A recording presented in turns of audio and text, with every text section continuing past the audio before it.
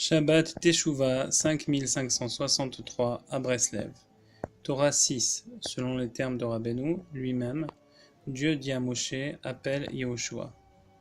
Tout homme doit diminuer son propre respect pour augmenter le respect dû au saint béni soit-il. En effet, celui qui poursuit les honneurs ne peut espérer obtenir l'honneur venant de Dieu, mais seulement celui des rois. Comme il est écrit, la gloire du roi est d'examiner les choses. Car tous scrutent et analysent cette personne en s'interrogeant à son sujet. Qui est-il donc au juste? Ils remettent ainsi en cause l'honneur qu'ils sont supposés lui rendre en affirmant qu'il n'est peut-être pas digne de ces honneurs. En revanche, celui qui fuit les honneurs en réduisant autant que possible son propre honneur, pour au contraire multiplier l'honneur rendu au Très-Haut, celui-ci peut alors jouir de l'honneur divin. Dans ce cas, cet homme est assuré de ne pas voir son honneur contesté. On ne recherchera pas s'il le mérite ou non. C'est à son propos qu'il est écrit « La gloire de l'Éternel est une chose cachée, car il est interdit de contester un tel honneur. » Il est donc impossible de bénéficier de cet honneur si ce n'est par le repentir. Ainsi, l'homme ne peut espérer atteindre ce niveau de repentir que s'il est humilié, qu'il reste silencieux et se tait. Car il n'y a pas d'honneur kavod sans la lettre kaf, première lettre de ce mot, allusion au keter, couronne liée au nom divin Eyeh, qui est en rapport avec le repentir. Ce nom divin Eyeh signifie littéralement « je suis prêt à être ». En ce sens qu'avant le repentir, l'homme ne possédait pas encore d'existence, et c'est comme s'il n'avait pas été créé dans ce monde. Et mieux eût valu pour l'homme qu'il ne soit pas créé, mais dès que l'homme s'emploie à se purifier et se repentir, il entre alors dans une dimension relevant de Eyeh et il commence à devenir une existence dans ce monde. Il est prêt à être, tel est l'aspect de Keter au sens de patienter, notion liée au repentir. Comme l'ont affirmé nos sages de mémoire bénie, celui qui veut se purifier, on lui vient en aide, à l'image de celui qui souhaiterait acheter un parfum et à qui l'on dirait patiente un instant. Telle est la dimension de Keter, comme il est écrit attends, qu'attarde-moi un peu. Avant le repentir, cette dimension d'Eyeh lui était cachée, car s'il ne s'était pas encore préparé à exister dans ce monde, la dissimulation de l'aspect de Eyeh a la même valeur numérique que le mot d'âme, sang, c'est-à-dire le sang versé par l'humiliation, comme il est écrit qui outrage sera livré au mépris. Le sang qui se trouve dans la cavité gauche du cœur, constituant le siège du mauvais penchant comme il est indiqué, et le cœur du sot est à gauche, conserve encore sa force et sa puissance. C'est pourquoi surgissent contre lui des vexations et effusions de sang, aspect d'une face cachée et tournée de Eyeh qui a la même valeur numérique de sang. La réparation consistera à transformer le dam, sang, en silence, qu'ils soient comme ceux à qui on fait honte et qui ne répondent pas. Ils ne font pas cas de la tane faite à leur honneur. Et lorsqu'ils parviennent à se taire en l'honneur de Dieu, alors le Saint béni soit-il fera de leurs ennemis des cadavres, halalim, ainsi qu'il est écrit, repose-toi en silence sur l'Éternel et espère, Yitrolel en lui, et il décimera pour toi tes ennemis. Ceci renvoie à mon cœur est vide, halal, en moi. Ainsi, cette honte subie permet de réduire le sang qui se trouve dans la qualité halal du cœur gauche, donc la cavité gauche du cœur, halal Asmali, et détruit le mauvais penchant.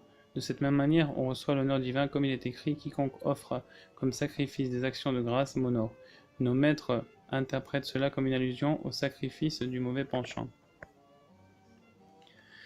Il convient de s'attacher continuellement à cette notion de repentir, car qui osera affirmer « j'ai débarrassé mon cœur de toute tâche, je me suis purifié de mes péchés ». En effet, lorsqu'un homme dit « j'ai péché, j'ai fauté, j'ai transgressé », il est impossible que ces paroles soient prononcées d'un cœur pur, sans une pointe d'intérêt personnel. Tel est le sens du verset, qui osera affirmer « j'ai débarrassé mon cœur de toute tâche, je me suis purifié de mes péchés ». Autrement dit, qui est véritablement en mesure d'affirmer que son cœur est pur de tout intérêt personnel, y compris au moment où il déclare dans la confession « j'ai fauté », etc. Ainsi, qui pourra dire « je me suis purifié de toute faute » au moment de cette confession, sans être animé d'un intérêt quelconque? L'homme ne saurait être totalement pur même lorsqu'on dit ces mêmes paroles « j'ai fauté, j'ai transgressé ». En d'autres termes, l'homme devra se repentir sur le repentir initial, c'est-à-dire sur les mots « j'ai fauté, j'ai transgressé », car c'est à son sujet qu'il est écrit « ce n'est que par sa bouche et ses lèvres qu'il me rend hommage, alors que son cœur est loin de moi ». C'est par le mérite du repentir que l'homme peut espérer obtenir l'honneur divin, et même s'il pense au fond de lui qu'il a fait un repentir parfait, il doit continuer à se repentir sur le repentir précédent. En effet, au départ, lorsqu'il a entamé son premier repentir, il a agi en fonction de son niveau de compréhension. Mais lorsque par la suite, il fait une nouvelle repentance, il perçoit et comprend davantage le Saint béni soit-il. Par conséquent, au regard de la perception qui est la sienne à présent, il est certain que sa première perception était particulièrement rudimentaire. D'où la nécessité de faire repentance sur la première compréhension, puisqu'il avait perdu le divin sous un aspect plus sommaire. Il avait perçu le divin sous un aspect plus sommaire. Telle est la dimension du monde futur qui sera totalement Shabbat, c'est-à-dire totalement Teshuvah, puisque Shabbat et Teshuvah ont les mêmes lettres, permutées dans un ordre différent. Le Shabbat et la Teshuvah, la repentance, comme il est écrit, tu retourneras, Shavta, jusqu'à l'Éternel ton Dieu. L'essence du monde futur se caractérisera par la perception que nous aurons du divin, ainsi qu'il est dit, et ils me connaîtront du plus petit au plus grand. On peut ainsi en déduire qu'à chaque niveau de perception supplémentaire, l'homme sera amené à faire repentance sur sa perception précédente. C'est là le sens de l'affirmation de nos sages de mémoire bénie. Toute personne qui détruit sa tendance au mal, autrement dit, celui qui se repent du niveau de mon cœur est vide en moi, qui garde le silence pour Dieu, du nom divin ayé de Keter de l'honneur divin, comme nous l'avons vu plus haut, et en fait l'aveu, en se confessant sur le fait d'avoir éliminé son penchant au mal, ou de s'être repenti sur sa perception initiale, c'est comme s'il avait honoré Dieu dans les deux mondes. La première repentance correspond à la notion d'honneur dans ce monde. Par la suite, lorsqu'il parvient à une compréhension plus profonde et saisit davantage l'élévation du divin, il fait repentance sur sa repentance précédente. Ainsi, ce nouveau stade de repentir correspond alors à la dimension d'honneur divin du monde futur. C'est ce que nos maîtres enseignent à partir du verset « lumière précieuse éterne ». Autrement dit, une lumière jugée précieuse en ce monde-ci paraîtra insignifiante dans le monde futur. On peut ainsi en conclure que dans le monde à venir, lorsque nous parviendrons à une perception accrue du divin, il est certain que nous serons remplis de remords et nous ferons repentance sur cette perception si limitée qui fut la nôtre en ce monde. En effet, la compréhension en relevant de ce monde est de l'ordre matériel en comparaison avec la compréhension du monde futur. C'est pourquoi on peut parler de respect dû au Saint béni soit-il dans les deux mondes. Le fait d'égorger le mauvais penchant correspond à la première repentance liée à la gloire dans ce monde. La confession d'avoir égorgé le mauvais penchant correspond au second niveau de repentance et est liée à la gloire issue du monde futur. La première gloire reste insignifiante au regard de la seconde. Et c'est ce que déclare le Saint béni soit-il. Voici ce que tu fais, et je me tairai. T'imagines-tu que je puisse être comme toi? Lorsque l'homme garde le silence, il devient un aspect de la dimension Eyé, comme nous l'avons vu. En revanche, lorsque c'est le Saint béni soit-il qui reste silencieux, ceci n'est pas lié à l'aspect des Eyé que Dieu en préserve. Un tel concept ne s'applique pas au Saint béni soit-il. C'est seulement pour que l'homme reçoive sa punition dans le monde futur. C'est à ce moment que l'on place face à ses fautes et qu'il est réprimandé pour cela, comme il est écrit, je te reprendrai et mettrai mes griefs sous les yeux. Lorsque l'homme souhaite emprunter la voie du repentir, il doit être expert en halakha. Il doit posséder les deux domaines de compétence, l'un au niveau de Ratso, c'est-à-dire dans le mouvement en avant, et l'autre au niveau de Shov, c'est-à-dire dans le mouvement de retrait et de retour, comme il est écrit, heureux ceux qui entrent et qui sortent, qui correspond à si j'escalade les cieux, tu es là, au sens d'entrée et de compétence en Ratso. Si je me couche au fond de l'enfer, te voici, au sens de sortie et de compétence en Shov. Cela également comme le verset « Je suis à mon bien-aimé et mon bien-aimé est à moi ». Je suis à mon bien-aimé au sens d'entrée et de Ratso et mon bien-aimé est à moi au sens de sortie et de Shov. C'est la signification cachée des médiations de Elul, des méditations de Elul, et c'est l'essence de sa gloire. Et c'est fais-lui honneur en t'abstenant de suivre tes voies ordinaires, tes voies au pluriel, ce qui englobe entrée, montée et sortie, descente. Celui qui est maître de ces deux attitudes est capable d'emprunter les voies du repentir et de mériter l'honneur divin mentionné plus haut. Comme il est écrit, fais-lui honneur en t'abstenant de suivre tes voies ordinaires. Il accède à la couronne Keter, car il ne saurait y avoir d'honneur sans Kaf. La main droite de Dieu s'ouvre pour accueillir son repentir. C'est la signification cachée des intentions mystiques de Elul. Par le silence et le mutisme, on forme la voyelle Chéri, que le son I, comme le rapporte les Tikkunim, introduction 7a, à partir du verset « Et sous tes pieds quelque chose de semblable au brillant du saphir ». Ceci correspond au Chérik qui évoque « Et la terre et mon marchepied Hadom ». Hadom, d'accord, donc Hadom, ce qui veut dire le fait de se taire, à la notion de mima, silence. Aspect du point inférieur à la lettre Aleph. D'accord, donc la terre est mon marchepied, Adom. D'accord. Et cela, donc le mot dom, ça veut dire se taire. Mais la chaîne de mima.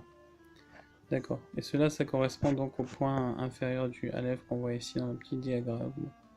Quant au point le plus haut situé sur la lettre Aleph, il correspond au Keter, et du haut du firmament, au-dessus de leur tête, comme une apparence de pierre de saphir, une forme de trône. Caché au-dessus du Vav, le firmament du Aleph constitue le point supérieur qui constitue le trône caché, comme il est écrit. Ne cherche pas à atteindre ce qui te dépasse et n'essaie pas de comprendre ce qui t'est caché. Cela correspond à l'honneur de Dieu et d'être caché. Le Vav, situé dans la lettre Aleph, représente le firmament Shamaim ou Esh Emaim, ce qui est comme la notion de honte qui entraîne des variations dans la couleur du visage, comme le ciel se compose de toutes les couleurs. De la même manière, de cette même manière, on devient cet homme qui siège sur le trône, comme il est écrit, et une forme ayant l'apparence d'un homme par-dessus. En effet, il ne saurait y avoir d'homme sans Aleph. Telles sont les lettres du mot Adam, Aleph, Dam. Par le silence pour Dieu d'homme, on forme le Aleph et on fait siéger un Adam, c'est-à-dire un homme, sur le trône. Le Vav, présent dans le Aleph, représente le firmament, la fusion de toutes les couleurs, allusion à la honte, comme nous l'avons vu. Quant au point inférieur, il symbolise le silence et le mutisme, comme il est écrit, et la terre est mon marchepied, allusion au chirik et à sous ses pieds. Le point supérieur correspond au trône caché, allusion à la repentance, à l'aspect de l'honneur de Dieu et d'être caché. Il n'essaie pas de comprendre ce qui est caché, et au-dessus du firmament, une forme de trône. L'homme peut alors siéger sur le trône, correspondant ainsi à une forme ayant l'apparence d'un homme par-dessus. Il en résulte d'une union entre le soleil et la lune. Le soleil éclaire la lune de telle sorte qu'une union s'opère entre Moshe et Yoshua. Le visage de Moshe est comparable à la face du soleil. Il s'agit du point supérieur, aspect du trône, aspect de Moshe, comme il est écrit, et son trône sera devant moi comme le soleil. Il correspond à, et du haut du firmament, une forme de trône. Le point inférieur correspond à Yoshua, l'aspect de la lune Levana, référence à sous ses pieds quelque chose de semblable à une livna de brique de saphir, allusion à Levana lune. Le Vav, dans le Aleph, correspond au firmament qui renvoie à la tente, comme il est écrit, Yoshua Binu ne quittez pas la tente. La tente correspond au firmament, comme on le voit dans le verset, qui les déploie comme une tente, ou tu déploies les cieux comme une tenture. Et encore cette allusion que l'on retrouve dans les tentures et la tente, etc. Ainsi, le trône supérieur représenté par le trône supérieur qui est représenté par le point supérieur du Aleph se divise en 3 points. Donc le point supérieur se divise lui-même en 3 points. La repentance requiert 3 conditions, comme il est écrit, de peur que ses yeux ne voient, que ses oreilles n'entendent et que son cœur ne comprenne, qu'il ne s'amende. Ces 3 notions forment ainsi les 3 points que la voyelle Ségol qui représente le soleil, c'est-à-dire le visage de Moshe comme la face du soleil. Telle est l'explication de Rabba bar Bar Chana racontée. Je voyageais une fois dans le désert et je vis des oies qui étaient si grasses qu'elles en perdaient leurs plumes. Shamitan. À tel point que des fleuves de graisse s'écoulaient d'elles. Je leur demandais, aurais-je droit à une part de vous dans le monde à venir? L'une d'elles leva la patte pour moi, une autre leva son aile pour moi. Lorsque je me trouvais devant Rabbi Eliezer, il me dit, les enfants d'Israël devront rendre des comptes pour cela. Rajbam, Shamitan, leurs plumes tombaient parce qu'elles étaient très grasses. Levait son aile pour moi, elle levait une aile dans ma direction qui est une allusion, voici ta part dans le monde futur. Ils devront rendre des comptes, les péchés du peuple juif retardent la venue du Messie et les créatures vivantes, ces oies, souffrent de ce fait à cause de leur graisse. Je voyageais dans le désert, Rabba bar Bar Chana saisit la haute valeur de l'humilité qui habite celui qui se considère lui-même comme un désert et que tout le monde foule du pied.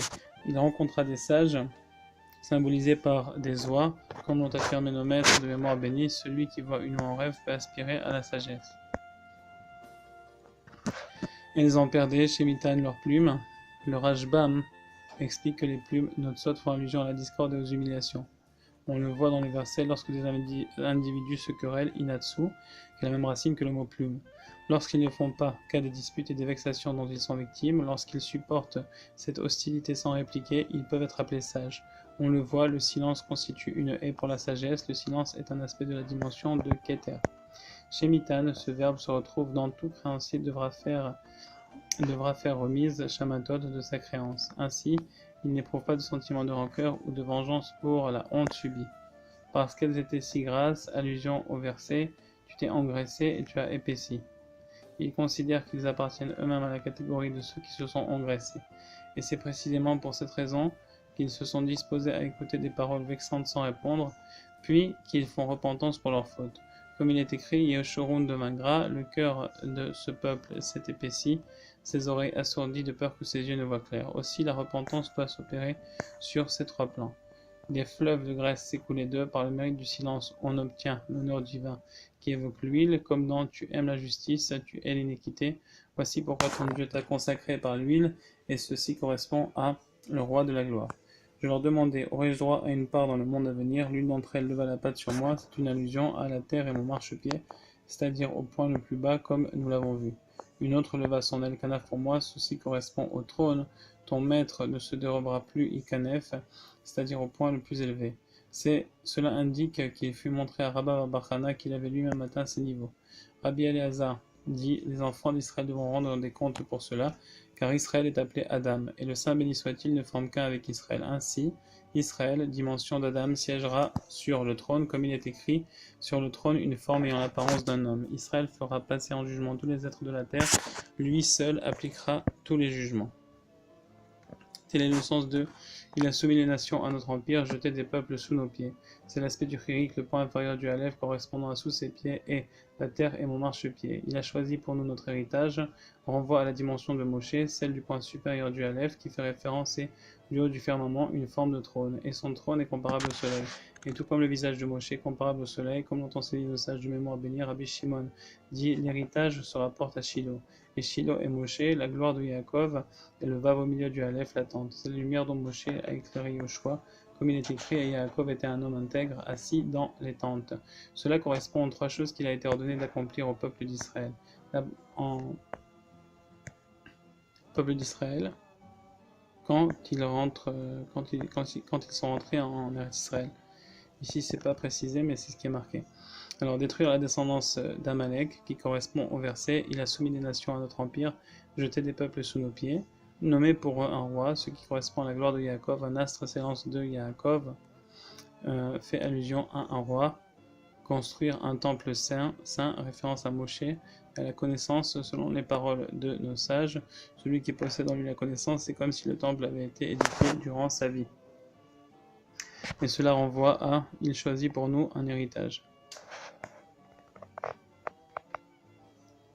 Du chapitre numéro 4 jusqu'ici, il s'agit des paroles de Rabbi Eliezer lui-même, que son souvenir soit une bénédiction. 8. C'est l'explication de Dieu, dit à Moshe, appelle Yoshua. Moshe représente le point supérieur et Yoshua le point inférieur. Présentez-vous dans la tente d'assignation, fait allusion au firmament, au vav dans le Aleph. Et je lui ai ordonné, car Moshe était alors chargé de tout transmettre à Yoshua. Toutefois, il ne saurait y avoir d'autorité au jour de la mort. En effet, le jour où le juste quitte le monde, il n'est plus en son pouvoir d'éclairer Yoshua. C'est pourquoi le texte précise bien, je lui ordonnais, c'est-à-dire moi-même, puisque l'autorité est alors revenue au Saint, béni soit-il. Ce sujet, dans sa globalité, est inclus dans la forme même de la lettre Aleph, qui est constituée d'un point en haut, d'un point en bas et d'un vav. Réfléchis bien à tout cela. Ceci nous renvoie aux paroles de nos sages qui enseignent avant d'entrer en terre d'Israël, il a été enjoint aux enfants d'Israël d'accomplir 3 commandements. Effacer la descendance d'Amalek, construire un temple et nommer un roi à leur tête.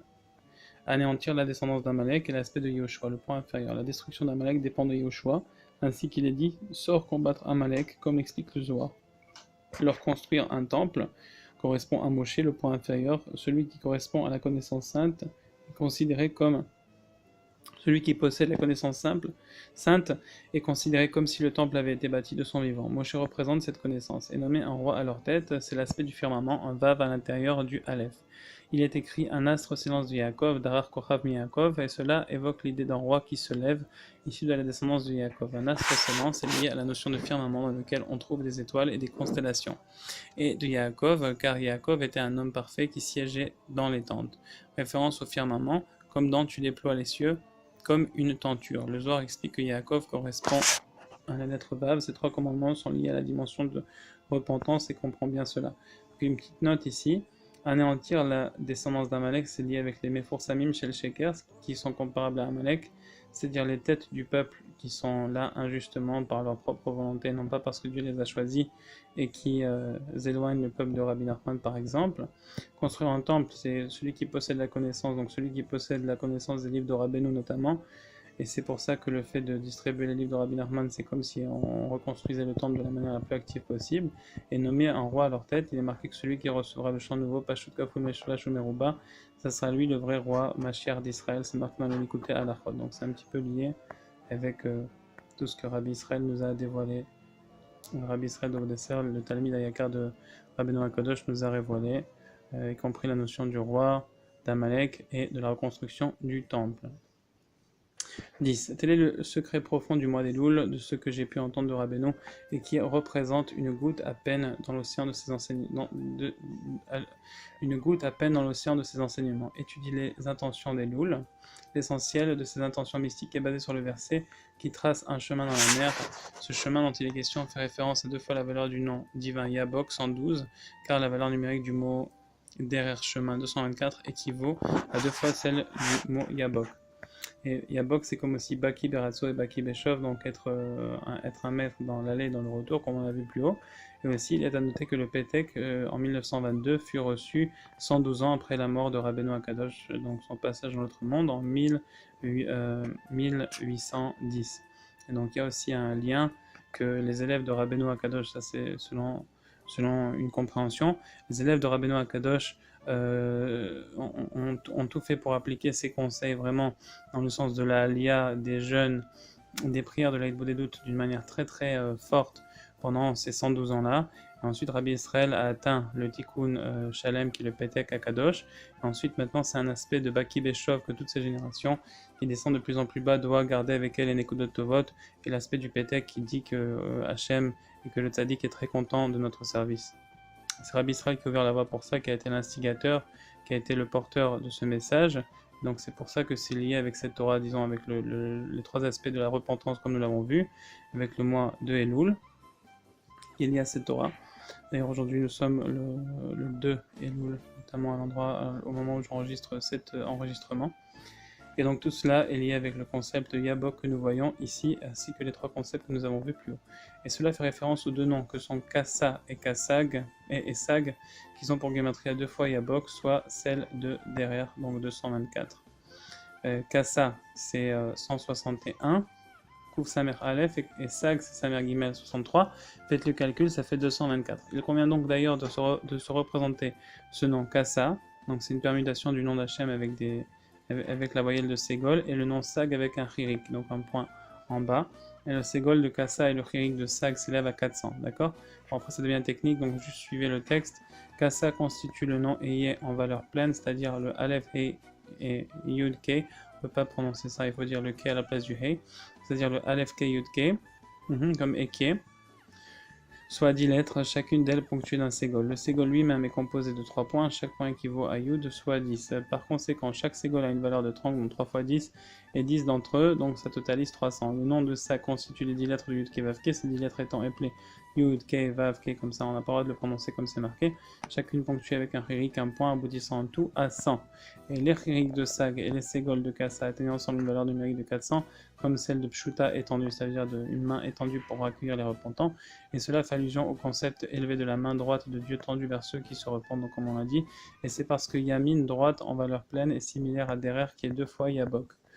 Donc 2 fois 112, ça fait 224 avec l'ensemble des 3 lettres, donc 224 plus 3, ça fait 227. Veuillez consulter ce passage, tout ceci est expliqué dans les intentions mystiques de Elul, et quand on réussit tout ça, donc à se taire quand on se fait humilier, etc., et être un maître autant dans l'avancée, dans le service divin, et aussi à savoir quand parfois on chute, s'attacher à nos échos de Tovot même dans la descente, pour rester attaché à la chaîne, alors on mérite d'avoir une bracha Gam Baruch Tiye, Baruch Gematria 228 avec le collègue qui est lié avec ce qu'on a vu ici.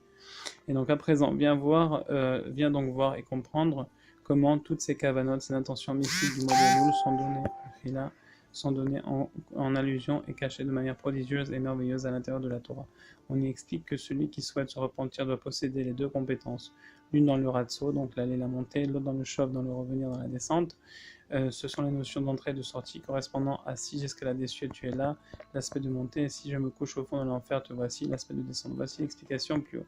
Le sens simple est le suivant. Celui qui aspire à emprunter la voie du repentir doit se ceindre les hanches et se renforcer constamment sur les voies de Dieu, qu'il s'agit d'une ascension ou d'une descente spirituelle, correspondant à si j'escalade les cieux, si je me couche au fond de l'enfer, comme on l'a vu. En d'autres termes, même si on parvient à une quelconque élévation à un niveau élevé, on ne doit pas se contenter de rester à ce stade et de s'en satisfaire. Il faut plutôt être très compétent en cela et croire fortement qu'on doit avancer encore et encore. Telle est la notion de compétence dans la montée liée à si j'escalade les cieux, tu es là. L'inverse est également vrai, même si l'on chute, Dieu nous en préserve, même dans l'abîme le plus profond, on ne devra jamais perdre espoir et on aura de cesse de rechercher inlassablement Dieu, béni soit-il. Ainsi devra-t-on se renforcer autant que possible, car même dans la fosse la plus profonde, le Saint béni soit-il est présent, et même à cet endroit, il est possible de s'attacher à lui. C'est à ce à quoi fait allusion, si je me couche dans la fosse, tu y es encore, il faut être compétent dans le retour. Il est en effet impossible de suivre la voie du repentir sans posséder ces deux expertises, donc être un maître dans la montée comme dans la descente. Ainsi, Rabbeinu fit preuve de précision en utilisant pour cette notion l'expression Baki, Bekiut, expertise, pour maîtriser parfaitement le sujet. Aussi, Baki, Gematria 112, Gematria Yabok, comme on l'a vu plus haut. Il s'agit d'une compétence très importante constituant à fournir des efforts constants et à œuvrer sans cesse dans son service de Dieu en aspirant à s'élever à un niveau toujours supérieur. Et quoi qu'il arrive, l'homme devra veiller à ne jamais chuter à Dieu ne plaise, même s'il traverse ce qu'il traverse, c'est-à-dire ne jamais chuter au niveau de ne jamais désespérer, parce que cela représente la vraie chute, même s'il traverse ce qu'il traverse comme descente et comme Yetzirah, etc. On ne doit jamais se décourager et toujours mettre en pratique si je me couche dans la fosse, Hachem, tu y es encore. Ainsi, avec l'enseignement de la Kabbalah, nous savons ce qu'est la signification des intentions du mois de Elul. Le terme Baki est lié au nom divin Yabok, comme on l'a dit, puisqu'ils emploient les mêmes lettres. Yud, Bet, Kouf. Celui qui parvient à ces deux compétences de Bekiut soit deux fois le mot Baki, c'est-à-dire expert Baki en montée, expert Baki en descente. Donc mérite alors de voir le Derer, parce que Derer c'est la Gematria 224. 224 qui est 2 fois 112, comme on l'a vu, 2 fois Baki, 2 fois Yabok. Donc mérite alors la voie du repentir, Derer, car 2 fois Baki, c'est-à-dire 2 fois Yabok, atteint la valeur numérique du mot Derer. Et ainsi, grâce aux intentions mystiques, Derer est formé du Ségol de Kassa et de Chiri, qui forme la valeur numérique de 2 fois Yabok. Tel est donc le secret de ces deux sortes de compétences. Être expert Baki en montée correspond, si j'escalade Esak les cieux, et qui équivaut à la notion de Ségol Kassa, puisque le mot Esak possède les mêmes lettres que Kassa. D'autre part, être expert en descente, qui correspond à si je me couche au fond de l'enfer, te voici, se rapporte au Chirik de Sag, comme dans Ne déplace pas à Altaseg, la frontière du monde. C'est ce qui se passe lorsque l'on se retire de sa limite et qu'on s'en retourne en arrière. Cela correspond à la notion de descente, comme lorsque l'homme tombe, que Dieu préserve, et qu'il chute de son niveau pour retourner en arrière. Toutefois, celui qui est compétent dans la descente se renforcera sans jamais céder au désespoir, car même là-bas, Dieu se trouve avec lui, comme le rappelle le verset « Si je me couche au fond de l'enfer, te voici ». C'est un aspect du mot sag, comme Kol hanesogim acho, comme c'est marqué ailleurs. Ceux qui sont jetés derrière. Le Ségol, c'est le soleil au point supérieur du Aleph, divisé en 3 points, faisant référence à 6 escalades des cieux, lui-même un aspect du Ségol de Kassa, dont les lettres sont celles de Esak. Quant au Chirik, il constitue le point inférieur de Aleph, comme correspondant à si je me couche au fond dans l'enfer, te voici, un aspect du Chirik de Sag. Telle est la signification de ce qui a été dit plus haut. Lorsque l'on est expert Baki dans ces deux domaines, on parvient alors à emprunter la voie derrière du repentir, car c'est être 2 fois Baki, aspect de Kassa et Sag, comme dans J'escalade des cieux, je me couche dans la fosse. Par cela, on parvient à la notion de Derer, de voie, qui a pour valeur numérique 2 fois Baki, qui sont Kassa et Sag. On voit particulièrement la voie du repentir lorsque ces deux compétences se sont acquises, c'est alors que la main droite de Dieu est tendue et prête à accueillir celui qui se repent. En effet, Yemin, droite, a pour valeur numérique Derer, soit 2 fois Baki. Quant au mot Pshuta tendu, il correspond à la valeur numérique de Ségol de Kassa et de Chirik de Sag, qui renvoient eux-mêmes aux points supérieurs et inférieurs. Ils correspondent à l'idée de demander et d'invoquer continuellement le Saint béni soit-il, que l'on se trouve en haut ou en bas, comme dans Si j'escalade des cieux, tu es là, et si je me couche au fond de l'enfer, te voici. Ceci se rapportant aux deux compétences, comme nous l'avons vu. C'est lorsque l'homme est un expert dans ces deux compétences, alors il peut emprunter la voie du repentir et la main droite de Dieu lui est prête et tendue à recevoir son repentir. On comprend bien ces choses car il s'agit des concepts extrêmement profonds. Donc ça, c'est la Torah de Rabbeinu pur, c'est les écrits du Harizal, donc dans la Kabbale, des choses extrêmement complexes. Et là que Rabbi Nathan et Rabbi Nachman nous enseignent comment agir avec ces kavanot de Elul. Donc à partir de cela, tu seras en mesure de faire les liens entre les différents principes de cette Torah, de comprendre ce qui a été écrit à la fin au sujet du point supérieur et du point inférieur du Aleph, et cela se rapporte précisément à la notion des deux compétences. Ceci n'était pas expliqué de façon explicite dans cet enseignement. On arrive à clarifier ce lien que par la compréhension des intentions mystiques qui ne peuvent être comprises que par celui qui s'y plonge. Donc ce fait, et comme Rabbi Nathan s'y est plongé. Cela fait référence au repentir sur le repentir précédent mentionné dans cet enseignement. En effet, le sacrifice du mauvais penchant lié aux notions de garder le silence devant Dieu, premier repentir, honneur dans ce monde, représente le point inférieur, on y arrive par la demima silence, en se taisant avec faire silence d'homme pour Dieu. Tous ces concepts forment le cri de Sag, être expert en retour. Quant à la seconde repentance que l'homme réalise à la suite de la première repentance, elle correspond à la gloire dans le monde futur, qui est la gloire de l'Éternel, est une chose cachée. Il s'agit du point supérieur lié à Keter, à la couronne, à Moshe et au Ségol. Essayez bien de comprendre comment toutes les notions évoquées dans cet enseignement s'ajustent de façon extraordinaire et merveilleuse. Ceux qui ont accès à la sagesse comprendront un peu. Voici l'essentiel. Donc, écoutez bien. Même si un homme se situe à un niveau particulièrement bas, qu'il se renforce malgré tout, en restant convaincu que même là, même tout en bas, subsiste encore un espoir, alors, puisque même à cet endroit, le Saint béni soit-il reste présent comme on le voit avec le verset « Si je me couche dans l'enfer, te voici, Hachem ». En agissant ainsi, il attire sur lui la sainteté du nom divin Havaya dans sa permutation de Sag. Ce nom fait revivre tous ceux qui se sont retirés Nasugu, Achor, qui se sont retirés de la sainteté. Il les raffermit et les soutient pour qu'ils ne chutent pas définitivement à Dieu ne plaise. Il s'agit du principe de compétence en retour, lié au saint nom Yabok et Sag. De la même façon, lorsque l'homme a le mérite de parvenir à un certain degré de sainteté supérieure, qu'il ne stagne pas, au contraire il se renforce en fournissant un effort supplémentaire pour s'élever davantage encore et encore, qu'il s'imprègne de sainteté par le biais du nom et qui est dans sa permutation de Kassa, c'est là le principe de la compétence en aller.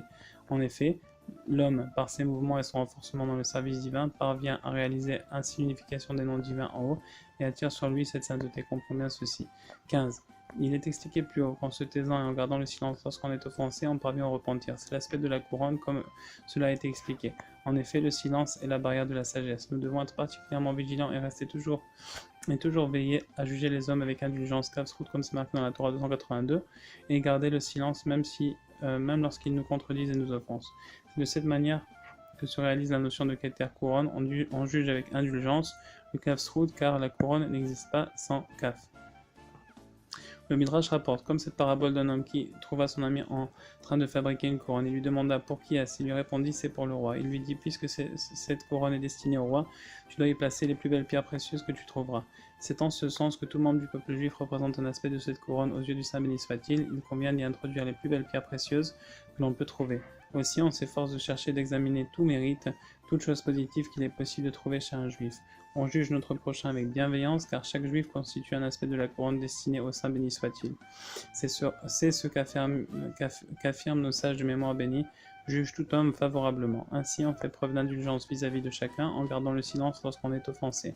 On trouve malgré tout toujours des mérites chez ceux qui nous offensent, et on ne les considère pas comme coupables. Et selon notre opinion et notre vision, on mérite certainement de subir cette humiliation. Dès lors, par notre silence et notre retenue, on forme la couronne divine mentionnée plus haut. Donc vraiment, c'est Rabbi Israël Obadesser, il a mérité de cette couronne-là par toutes les injures et les insultes qu'il a su avaler et se taire toujours en étant bienveillant avec ceux qui l'insultaient, comme c'est rapporté dans le livre Israël Saba, Chaye Saba ou encore Chemin Israël. Dans les cas que Dieu nous donne le mérite d'appliquer cette Torah, B'Orat Hashem, par le mérite de tous les tzadikim et de Rabbina, Nachman Meouman.